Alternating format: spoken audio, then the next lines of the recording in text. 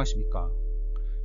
한가로운 주말 예능 프로그램만 보지 마시고 한담을 들으면서 교양도 쌓고 영어 단어라도 암기하는 일석이조 일타쌍피 일거양득 꼭 먹고 알먹고 둥지타로 불 떼고 도랑치고 가지 잡고 발 담그고 물 구경하고 마당 쓸고 동전 줍고 누이 좋고 매부 좋고 님도 보고 뽕도 따고 하는 재밌게 해부학 단어편을 진행해 보도록 하겠습니다. 오늘은 그 두 번째 편 자세 똑바로 못하나? 라는 제목으로 진행해 봅니다. 주요 내용은 해부학적 자세에 관한 이야기입니다. 해부학적 자세, anatomical position, 이것이 무엇인가 하면 인체의 부위와 구조에 대해 혼돈이 없도록 명료하게 표시하고 기술하기 위해서 사용되는 자세로서 국제적으로 통일되어 있는 정의, 즉 definition이라고 할 수가 있죠. 수학으로 따지자면 공리, 엑시옴이라고 하는 것과 유사한 개념이라고 볼 수가 있는데, 말하자면 이는 학자들 간의 약속 혹은 게임의 기본 규칙이라고 할 수 있습니다. 마치 일반적인 지도에서 북쪽을 위로 나타내는 것과도 같다고 볼 수 있겠죠. 해부학적 자세의 정의는 일반적으로 똑바로 서서 얼굴과 눈을 앞으로 향한 후에 팔을 몸통 양옆으로 내려서 손바닥을 앞으로 향하게 하고 그 후에 두 발을 모아서 발끝이 앞쪽으로 향하게 하는 자세를 의미합니다. 역사적으로 이 자세는 1923년 하이델베르크에서 열린 국제해부학회 용어위원회에서 사람의 어른뿐만 아니라 발생 과정의 태아라든지 아니면 진화 과정에 있는 동물에 있는 개체에서도 방향이나 관계를 똑같이 표현할 수 있도록 기준을 통일해야 한다는 발생학자, 비교해부학자, 수의학자들의 의견을 의료계에서 받아들여서 정해진 것입니다. 따라서 이 자세는 순전히 기술적 편의를 위해서 정해진 자세이지 뭔가 편안한 자세라든가 자연스러운 자세라든가 그런 것과는 전혀 관계가 없는 것이죠. 그러니까 여러분들은 이 자세를 일부러 취하시려고 할 필요가 전혀 없습니다. 실제로 이 자세는 우리가 일상적으로 취하는 것이 아니다 보니까 해부학을 처음 배우는 사람들 입장에서는 이 자세의 기준으로 정해진 위치 관계들이 다소 혼란스러울 수가 있는데, 그 중에 가장 대표적인 것은 바로 손바닥을 앞으로 향하게 한다라는 점입니다. 단순히 생각해 볼 때 이 자세에서 팔을 굽히는 때는 다리를 굽힐 때와 운동이 서로 반대 방향으로 굽도록 되어 있다는 것을 알 수가 있죠. 이제 단어 공부로 넘어가서 포지션이라는 단어를 한번 다뤄보기로 하겠습니다. 애나토미칼은 이전 시간에 자세히 다뤘기 때문이죠. 흔히 포지션은 위치라는 뜻으로 많이 쓰이고 알려진 단어인데요. 추상적인 의미로는 입장이나 처지란 뜻도 있고 직위라는 뜻도 있으며 해부학적 자세에서와 같이 자세라는 뜻도 있습니다. 예를 들어 본다면 화면에 나와 있는 것처럼 a sitting position, a kneeling position, a lying position 등등 이런 뜻의 단어로는 사실 같은 어원의 pose라든가 아니면 posture도 있는데요. 의미에 있어서 차이를 굳이 구분해 보자고 한다면 Pose is when you specifically and consciously move your body for a picture or just for expression. Posture is how you stand and sit, like how straight your back is and where your legs are located. Position is the space that something inhabits or how it is moved and facing 이라고 나와 있습니다. 사실 pose와 posit은 모두 라틴어근 포네어에서 변형되어서 put, place, set 등의 의미를 가지며 굉장히 많은 단어에서 사용됩니다. 폰도 같은 의미의 어근이죠. 이들을 한번 살펴보도록 하겠습니다. 먼저 어근 자체의 포짓은 어떤 주장의 근거로 삼기 위해서 무엇인가를 상정한다는 뜻으로 postulate가 유의어라고 할 수가 있습니다. preposition 할 때 pre는 before라는 뜻을 가지고 있는 prefix인데요. 전치사라는 뜻을 가지게 되죠. 다음으로 deposit의 D는 away라는 뜻을 가지고 있는 접두사인데 따라서 lay away for safekeeping이 되는 것입니다. 다음으로 compose. com은 매우 많이 쓰이는 접두사로서 주로 with라든가 together의 뜻을 가지기 때문에 compose가 makeup이라든가 put into type 등의 의미를 가져서 구성하다, 작곡하다, 편지나 연설문 등을 쓰다 라는 뜻으로 쓰일 수 있습니다. composer라고 하면 주로 클래식 음악의 작곡가를 의미하게 되고요. composition이라고 하면 구성 요소, 작품, 작곡법, 사진 등의 구도라는 의미로 쓰일 수가 있는 것입니다. 한편 형용사형인 composition, 합성한, 합성의 라는 일반적인 의미로 사용되고 이 단어 자체가 명사로서 합성물을 의미하기도 하는데 치과에서 아주 많이 사용하게 되는 수복 재료인 복합 레진, 컴파짓 레진을 짧게 부를 때 컴파짓 혹은 덴탈 컴파짓이라고 부르기도 합니다. 실제로 이 레진은 레진 매트릭스와 필러를 혼합해서 주로 이노가닉 필러인데요. 그 물성이 기존의 레진에 비해서 향상된 것이 그 특징이라고 할 수가 있죠. 여기에 대해서 얘기하자면 한도 끝도 없기 때문에 넘어가도록 하겠습니다. 이 컴포즈의 또 하나의 약간 어려운 뜻으로 감정이나 표정 등을 가다듬다라는 뜻이 있습니다. 이런 의미로 사용될 때의 명사형은 컴포저로 마음의 평정, 다른 말로 한다면 tranquility가 될 수가 있겠죠. 프로포즈를 살펴봅니다. 프로포즈에서 프로는 force를 의미하는 역시 매우 많이 사용되는 프리픽스인데 프로포즈 자체의 뜻은 주로 제안하다, 제의하다 라는 뜻으로 쓰이거나 혹은 청혼하다 라는 의미로 통용이 됩니다. 파생된 명사형으로 proposal이나 proposition 이라는 단어가 있는데 proposal은 주로 본연의 의미를 가집니다. 즉 제안이나 청혼이 되는 것이죠. 한편 proposition은 사업상의 제의라는 뜻으로 쓰이기도 하지만 처리해야 될 문제나 과제라는 뜻 혹은 명제, 법률 개정안 등 조금씩 다른 의미로 쓰이고 동사로서는 은큼하고 음란한 뜻으로 사용되니까 이런 것을 좋아하시는 분은 사전을 직접 한번 찾아보시기 바랍니다. into 혹은 in의 의미를 가지는 in의 변형, 이미 포즈에 붙은 impose의 경우에는 새로운 법률이나 세금 등을 도입하거나 앞의 것들 같이 불쾌한 것들을 부과한다는 의미를 가지는데 그 명사형은 imposition이 되겠습니다. 한편 under라는 뜻의 serve의 변형이 접두어로 붙은 suppose는 이미 알고 있는 어떤 지식에 의거해서 무엇일 거라고 생각하다, 추정하다라는 의미로 생각보다는 자주 사용되는 용어입니다. 예를 들어서 suppose we go for a walk 하면 let's go for a walk랑 비슷한 의미가 되고 또 다른 용어로서 suppose flights are fully booked on that day, which other day could we go? 처럼 쓰일 수도 있습니다. 명사형인 supposition은 assumption과 유의어가 되겠습니다. 다음으로 apart의 뜻을 가진 this와 결합된 dispose를 알아보도록 하겠습니다. dispose는 특정 방식이나 위치에 물건이나 사람을 배치하다 혹은 누구에게 어떠한 경향을 가지게 하다라는 의미가 있습니다. 실제로 시험에 많이 나오는 수고어로서는 dispose of가 있겠는데요. 이 dispose of는 뭐를 없애다, 처리하다, 사람 등을 해치우다, 죽이다 이런 뜻으로 자주 쓰입니다.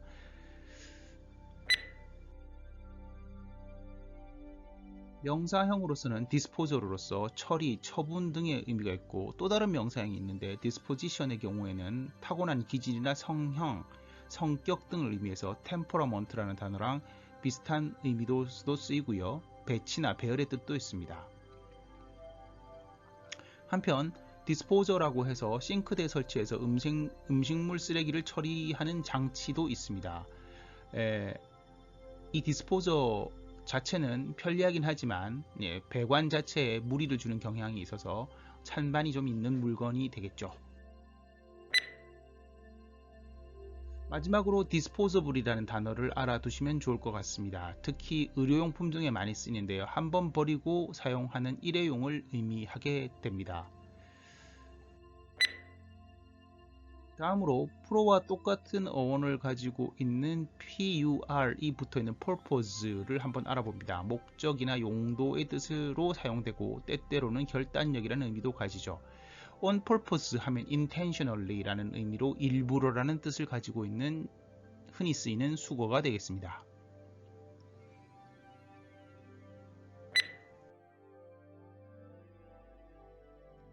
한편 in the direction of 혹은 in front of라는 뜻을 가지고 있는 접두어 of가 변형되어 붙은 oppose는 반대하다, 대항하다, 마주보게 하다 라는 뜻이 있고요. 이것의 명사형은 opposition이 돼서 opposition이라고 하면 제1야당 등을 뜻하기도 합니다. opposite 하게 되면 반대편에, 맞은편에 라고 하게 되는 형용사형이 되죠. 한편 이 opposition이라는 단어는 해부학적 용어로서 두 손가락, 특히 엄지와 검지 혹은 다른 손가락, 엄지와 다른 손가락 등을 이렇게 서로 맞대는 운동을 의미하기도 합니다.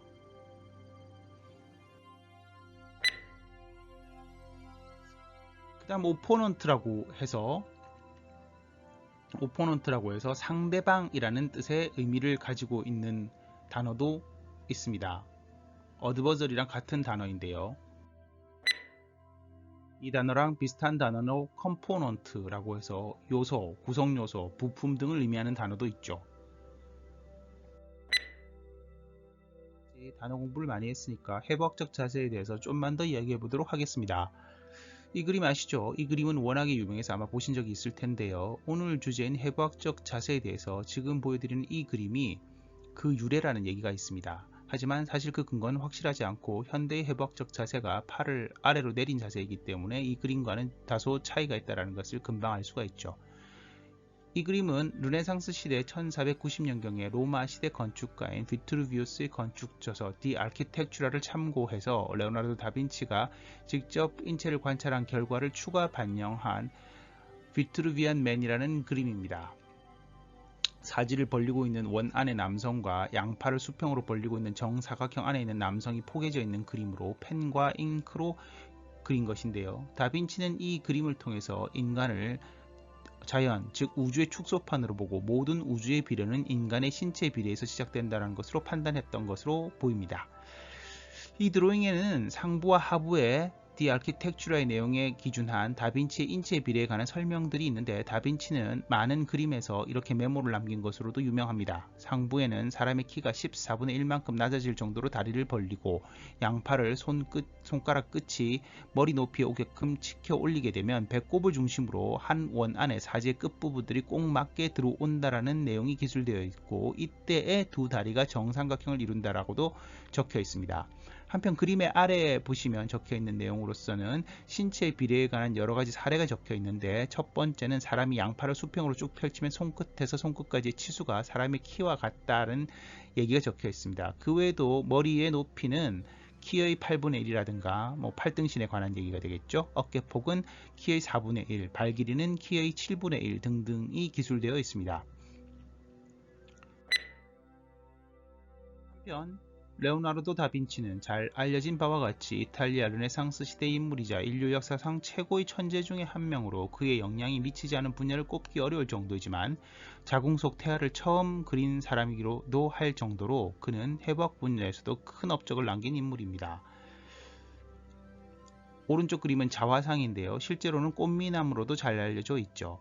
여기서 참고로 다빈치라는 말이 최근 들어서 소설이자 영화인 다빈치 코드라든지 수술용 로봇 다빈치, 영상 편집 소프트웨어로서의 다빈치 리졸브 등에 사용되긴 하지만 실제로는 그 자체는 빈치 지역 출신이라는 뜻을 가지고 있습니다. 따라서 이것은 레오나르도 다빈치의 성이 아니죠. 흔히 성, last name으로 오인되고 있지만 사실 이탈리아에서 성씨의 보편화는 상당히 늦게 일어났었고 당시에는 그냥 다른 레오나르도와 구분하기 위한 장치, 즉 빈치 사람 레오나르도라는 뜻이 됩니다. 그는 실제로는 피렌체에서 변호사를 내던 아버지의 혼외자손으로 태어났기 때문에 선택할 수 있는 직업이 그리 많지 않았던 것 같고요. 15세 무렵에 안드레아 델 베로키오의 공방에서 견습생으로서 출발해서 화가가 된 것으로 알려져 있습니다. 그가 해부학에 관심을 가졌던 이유는 예술과의 관점에서 인체의 구조와 기능을 알기 위함이며 스스로 화가는 해부학의 무지해서는 안 된다는 확신을 가지고 있었다고 합니다. 이 부분 너무 얘기가 많기 때문에 이 정도로 하겠습니다. 회복적 자세가 특이한 점은 앞서서도 말씀드렸지만 손바닥을 앞으로 하는 자세이기 때문입니다. 이런 상태에서 우리는 아랫팔을 이루는 두 뼈인 노뼈와 잡뼈가 서로 교차되지 않는다는 것을 알 수가 있는데요. 그림에서 보시는 빨간색으로 표시되어 있는 뼈가 노뼈로서 레이디어스입니다. 그리고 지금 다시 보여드리는 뼈가 내측에 있는 뼈가 몸에 더 붙어 있는 쪽에 있는 뼈가 잡뼈 언라에 해당이 됩니다. 네, 이렇게 그 두 뼈가 교차되지 않는 것, 즉 애나토미컬 포지션 상에서, 즉 손바닥을 앞으로 향했을 때 뼈 두 개가 이렇게 겹치지 않는 장점이 있는데요. 이러한 해부학적 자세에서 인체의 모든 주요한 뼈들이 서로 교차되지 않는 장점이 있다라고 의견을 피력하는 분들이 있습니다. 어떤 장점이겠습니까? 사실 해부학 교과서나 아틀라스에서 그림 하나를 그리는 데는 상당한 노력이 드는데 하나의 그림으로 많은 뼈들을 설명할 수 있는 장점이 있다라는 것이죠. 좀 더 전문적으로 얘기를 해보자면 손바닥을 앞으로 향했을 때는 노뼈가 바깥쪽, 가쪽, 그리고 잡뼈가 안쪽, 내측에 오게 됩니다. 그러므로 여러분들이 기술을 하실 때 이것을 혼돈하지 않도록 하는 것이 중요합니다.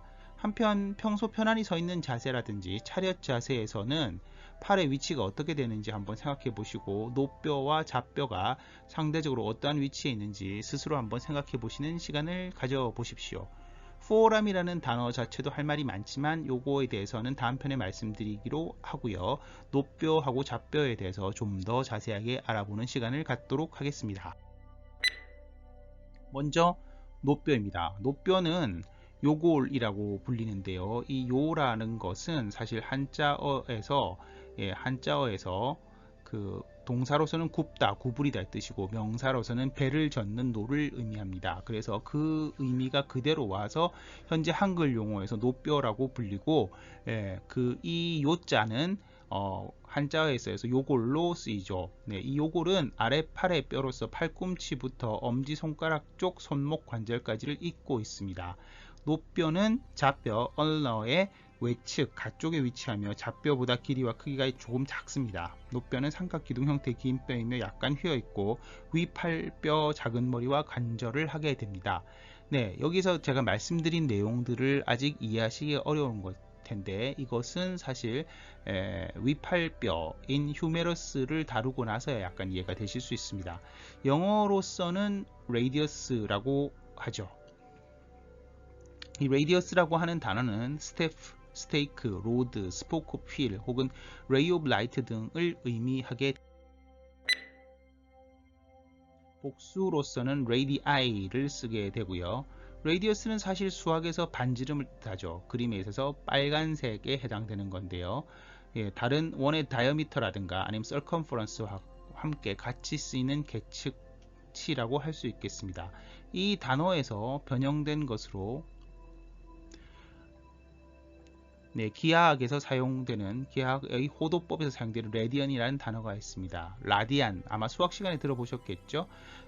나름 SI 단위계죠. SI 단위계에서 무차원 평면각 단위로서 대략 57.296도 정도가 되는데요. 360도는 2파이에 해당되죠. 삼각함수 배우셨을 때 아마 들었었던 기억이 좀 나실 수 있을 것 같습니다. 레디얼이라는 단어도 있는데요. 이 단어는 방사상어이라는 뜻으로 형용사이지만 레디얼 타이어를 의미하는 명사로서도 많이 사용됩니다. 레디얼 타이어는 바이어스 타이어와 상대적인 의미를 가지는데요. 타이어의 내부 구조 중에 코드라는 게 있는데 이것이 한 플라이씩 엇갈려 있는 것이 바이어스 타이어이고 원주 방향에 대해서 직각으로 배열되어 있는 것이 바로 레디얼 타이어입니다. 그림에서는 12번에 해당되는데요. 이 레디얼 타이어는 바이어스 타이어에 비해서 편평비를 낮출 수가 있고 발진성, 가속성, 선회성, 안정성 등이 우수해서 고속 주행을 하는 승용차에 많이 쓰이는 타이어입니다. 실제로는 레디얼 플라이 타이어 혹은 바이어스 플라이 타이어라고 표현하는 것이 더 옳다라고 하네요. 제가 이 분야는 전문가가 아니라서 넘어가도록 하겠습니다. 다음으로 radiate라고 하는 동사가 있는데 내뿜다, 방출하다, 사방으로 퍼지다 라는 뜻이고요. radiative 하면은 방사하는, 방사성이라는 뜻으로 여기서 나온 radiator라고 하면은 겨울철 난방에 사용되는 사진과 같은 기구이고요. 자동차에 달려있는 냉각장치인 라지에타라고 불리는 것도 같은 것이 되겠습니다. radiant라고 하면은 형용사라서 빛나는, 환한이라는 의미를 가지게 되고 radiant energy라고 하면은 과학 시간에 나오는 복사 에너지를 얘기합니다.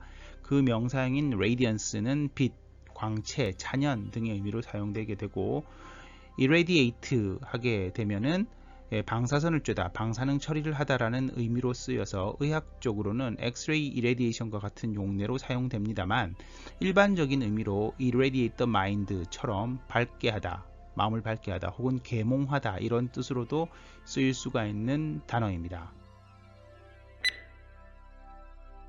그 외에 radio라든가 ray 같이 레이디어스와 기원이 같은 단어들이 있고요. 섬유화학에서 사용되는 레이언이라고 하는 인조 견직물도 같은 어원에서 시작됩니다. 비단처럼 광택이 난다고 해서 불린 이름이고 통풍성도 좋고 냉감이나 까칠까칠한 질감 덕분에 여름철 침구라든가 잠옷에 많이 사용된다고 합니다. 일명 냉장고 섬유로 불리죠.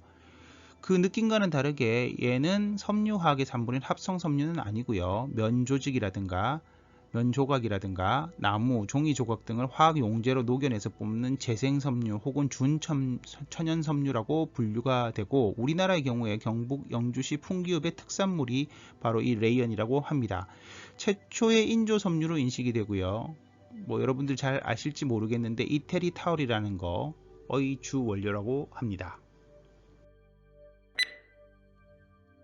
이제 언론으로 넘어갑니다. 이 언론은 철자를 잘 쓰셔야 됩니다. ULNA인데 간혹 발음하기도 어렵고 해서 UNLA로 철자를 거꾸로 쓰시는 경우가 있는데 그렇지 않도록 주의하셔야 되죠.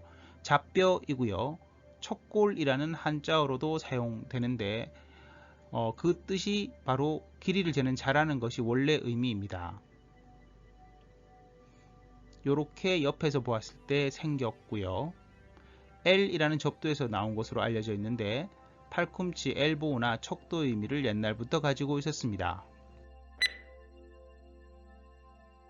네, 실제로 ELL이라는 단어가 있는데요. 이 단어는 요즘은 쓰이지 않는데 과거의 직물 길이를 나타냈던 단위입니다.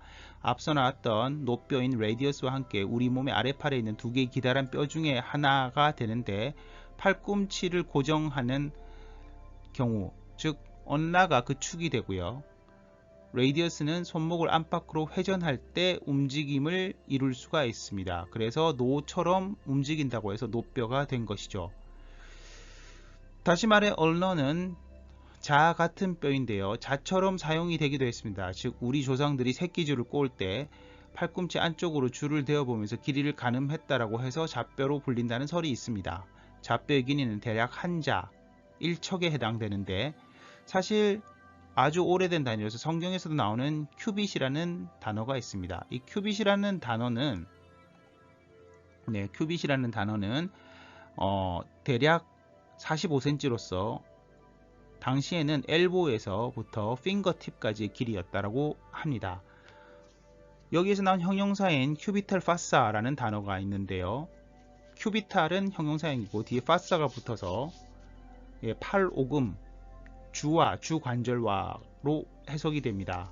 주는 한자로 팔꿈치 주가 되겠고요. 주로 저희가 IV라고 불리는 정맥 주사를 할 때 사용되는 미디안 큐비탈 베인이 있는 곳이 되겠죠. 그리고 마지막으로 여기서 파생된 큐비클이라고 하는 것이 있습니다. 이 큐비클이라고 하면 큰 방의 한쪽 칸막이를 해서 만든 좁은 방이라는 의미로요. 샤워 큐비클 혹은 체인징 큐비클, 체인징 큐비클은 탈의실이죠. 탈의실과 같이 사용이 됩니다.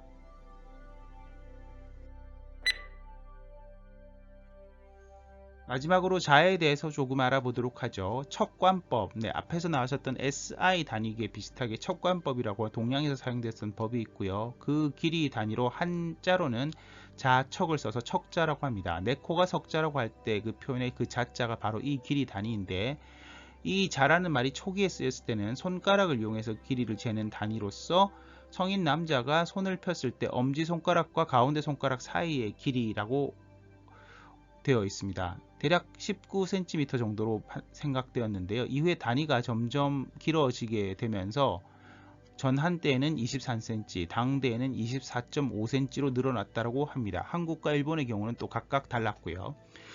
여러분들이 잘 아시는 삼국지의 관우가 8척 혹은 9척 장신으로 유명하기 때문에 이것이 또 그 중국 특유의 뻥이 아닌가 생각하실 수도 있는데, 자의 정확한 길이가 시대나 지역에 따라서 상당히 달랐기 때문에 실제로 불가능한 키라고 볼 수는 없습니다.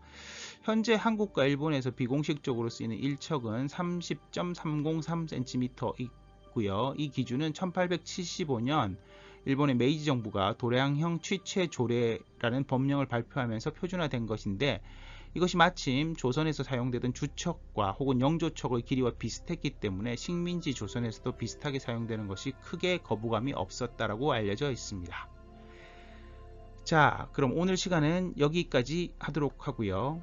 이어서 오늘 배운 단어장이 올라옵니다. 여러분 수고 많이 하셨습니다. 감사합니다.